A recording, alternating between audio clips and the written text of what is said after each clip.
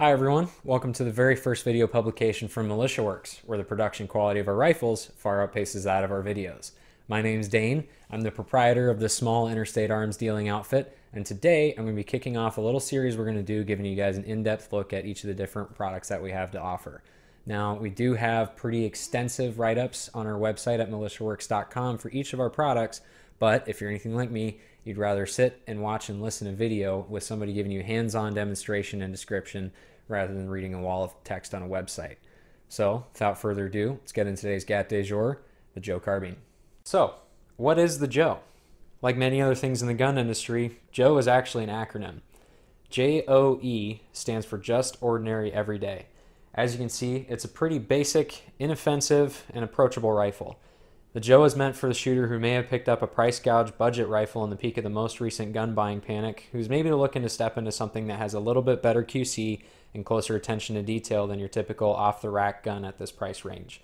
What we did here from a feature standpoint is put together a quality set of core components, but left some room for some creative expression on the part of the end user. The end product here is a reliable, well-built rifle that you can learn and hone both your shooting and tinkering skills without worrying about its timely performance. With that bit of philosophy out of the way, let's get into the guts of this guy. All right, starting with the beating heart of any AR pattern rifle, the upper receiver group. Working our way from the inside to out, we'll begin with our bolt carrier group, or BCG. Our BCG starts with a precision ground nitride finish full mass M16 carrier with a billet gas key that's seated with grade 8 fasteners that are deeply staked. Riding in the carrier is a shot peened and magnetic particle inspected bolt head that's machined from 9310 steel. It's properly heat treated for durability and longevity, so it's not like those mystery beat 9310 bolts out there that have lugs shearing off after only a couple hundred rounds.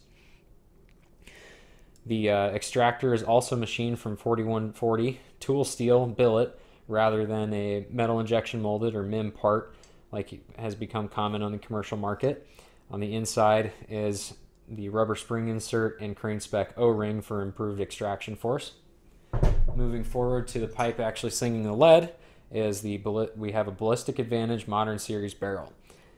These are button rifled from 4150 chromoly vanadium, so mil-spec material. They're not some mystery meat steel that again has become unfortunately unfortunately common in a desperate market. They're properly stress relieved too, so they're not going to start getting weird fissures and fractures over time as they go through different heat cycles.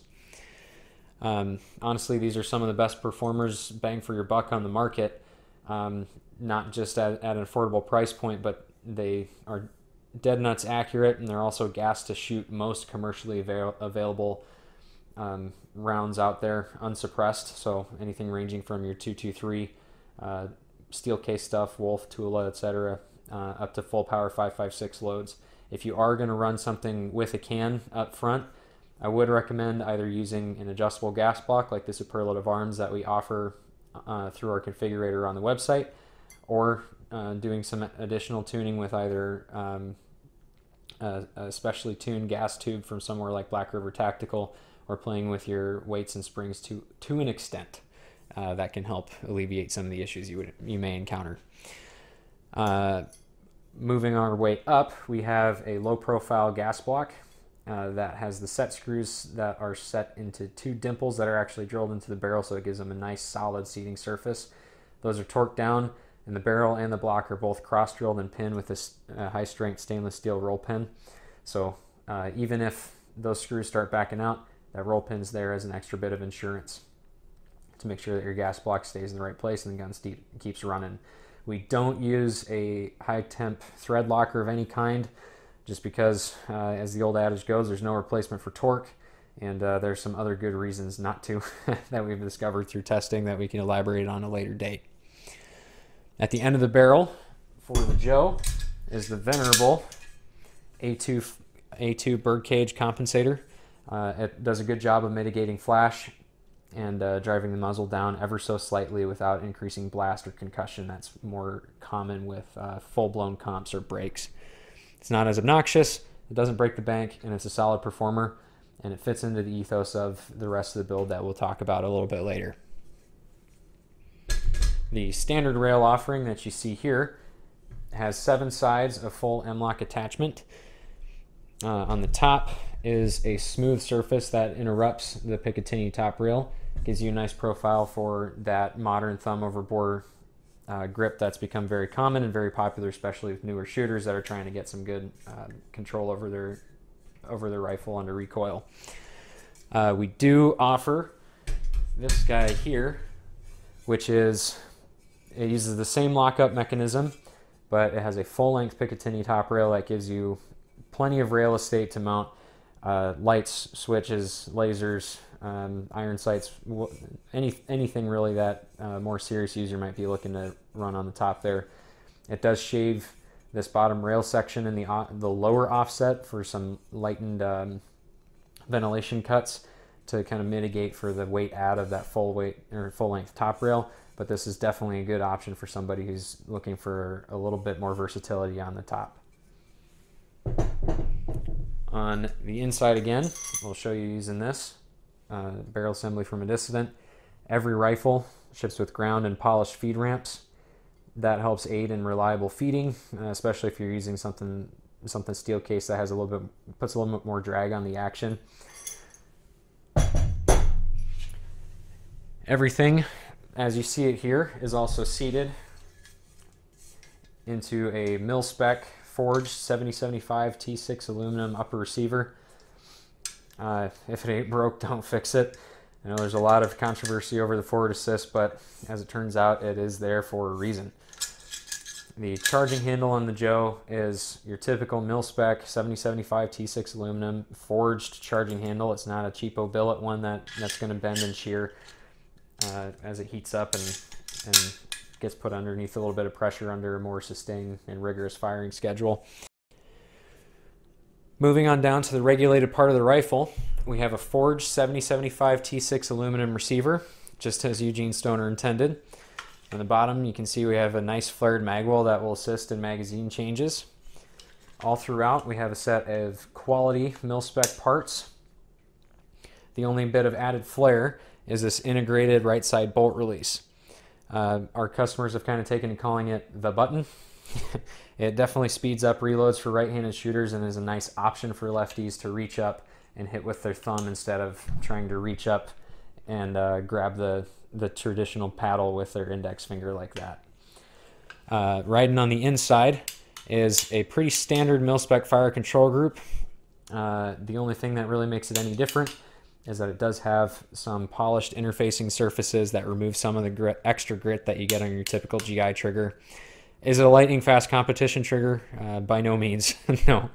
But in our experience, they tend to break out and smooth out a lot quicker than some of the other options on the market that leave those surfaces as cast. It'll turn into a much nicer feeling trigger a lot sooner. On the back, we have a mil-spec 6-position receiver extension. It's machined from quality 7075 T6 aluminum extrusion. It's locked down with a nice steel castle nut and a billet QD receiver end plate that is deeply staked. On the inside is our buffer system. We opted for an H1 buffer instead of the typical carbine buffer that you find on a lot of different rifles out there. And it's not a game-changing improvement necessarily, but it does better optimize the lock time up in the action and leads to a little bit softer shooting experience, especially when you're talking felt recoil in the shoulder with that added mass there. Standard carbine spring, nothing too out of this world with that. Writing on the back here is an M4 style sliding stock. It does have the addition of this integrated QD swivel, which gives you the option to run a 2-point sling a little bit further back and then something forward on your rail. Normally these don't have that, but it's a nice little add-on to a basic piece of furniture to give it a little bit of extra versatility. Now let's talk about the life cycle of the J.O.E. carbine. While the standard furnishings are definitely highly functional, I suspect that most people buying a J.O.E. will eventually outgrow them. Nearly every piece of feedback that we've received on this particular model has been accompanied with a photo of a rifle with usually an upgraded stock, trigger, charging handle, you name it. Some people think I'm offended by this. Definitely not. In fact, I've taken to affectionately calling the practice Joe Maxing because it's the fulfillment of the purpose of the rifle. The last thing that you want to worry about with your gun is its performance. Since we already made sure to check the box as far as reliability, this gun is your oyster. You can feel free to tinker with it and change things around to fit your preferences. Obviously, we have other models that do have some out-of-the-box upgrades, but we know that that's not going to be for everybody. So with the entry-level price point of the Joe, it's more accessible to somebody who's thinking, well, maybe I want to try out different things and learn those preferences as I go through my experience shooting. So, for example, the stock, that's one of the first things people are likely to pull off. Unlike a nice BCM or Magpul stock, maybe that's not your flavor. If you pull that off of a ready-made rifle, you're throwing away a $50, $60 stock, and mostly that doesn't sit well with most people's pocketbook. So my example that I have here is one of our tester rifles, pardon the sling, that I've outfitted with a BCM gunfighter grip and a stock, running the sling on the QD swivel back there. All I did was throw on a BCM QD up here. Nice steel piece. We can talk about those a little bit more later. Threw a light and a SIG Romeo 5, a nice little affordable red dot on it. And obviously upgraded my charging handle while I was in there too. So with a little more than a 5/32 T-handle wrench to swap out the grip, a little bit of gumption, and an awl for changing out the stock, I've basically taken this budget level rifle and turned it into something that's a little bit more to my particular taste and what I'm actually looking for as far as the utility of the gun. Is it going to be for everybody? No. Some people are going to be totally happy just running the Joe as it sits, which there's nothing wrong with that at all. A2 grips and M4 sliders have been getting it done for a long time. But with the affordability and the accessibility of the rifle, this is definitely a very common practice for the gun, and we're happy to see it. We love it when people are sending in pictures of stuff that they've done with their J.O.E carbine, really just taking it to heights that normally you're not expecting an entry-level rifle to get taken to, and it's always really great to see that engagement from our customers. That's going to wrap it for the J.O.E carbine. Thanks for sitting down and watching and walking through the rifle with me. Like I've said a few times, this really does fit the bill of an everyman's rifle. It fills the role for a lot of people, whether you're somebody who's just looking to get into the hobby and you want something that is going to be dead nuts reliable for you and that you don't have to worry about whether it's going to go bang, whether it's just avoiding frustration at the range, or you want something that you're going to be able to trust your life to, God forbid you ever need to use it in defense of your life or the people that you love. If you're somebody who owns several rifles already, maybe you're looking for an addition to your rainy day stash. Just again, something that you can grab and know that it's going to run for you.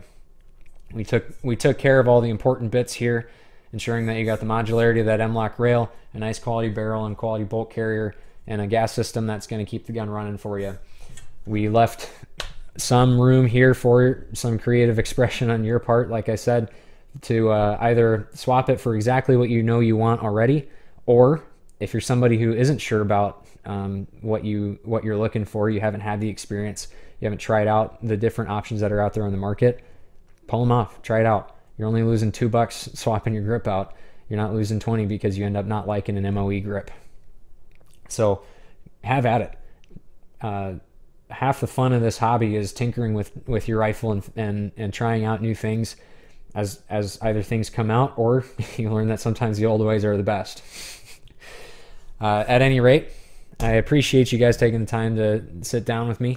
Next time we'll be going through another one of our rifles. The Dissident is up next on the slate. But like I said, appreciate you taking the time. Look forward to seeing you again. Stay safe out there and God bless.